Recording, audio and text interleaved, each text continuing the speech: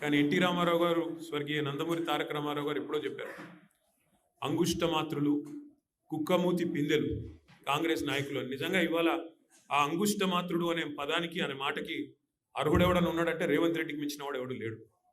కుక్కమూతి పిందెలు అని కాంగ్రెస్ నాయకులను తారక రామారావు గారు అనేది ఖచ్చితంగా వారికి తగిన మాట అది. ఎందుకంటే ఒక్కసారి ఆలోచిస్తే నదీ జలాలు అని చెప్పి నిన్న చర్చ పెట్టారు. అసలు ఈ ముఖ్యమంత్రి గారికి బేసిన్లు తెలియదు, బేసిక్స్ అంతకంటే తెలియదు.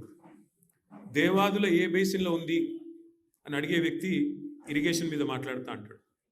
అట్లాగే ఆయన ముఖ్యమంత్రి అయిన తర్వాత వట్టెం పంప్ హౌస్ మునిగినా ఇంతవరకు కనీసం దాని మీద సమీక్ష చేయలేని అసమర్థుడు రేవంత్ రెడ్డి. ఎస్ఎల్బీసీ టన్నలు తన అవినీతి వల్ల కుప్పగొలితే 8 మంది అందులో సజీవంగా జల సమాధి అయితే ఇంతవరకు వాళ్ళ శవాలను కూడా బయటికి తీయలేని ఒక అసమర్థ పరిపాలకుడు రేవంత్ రెడ్డి.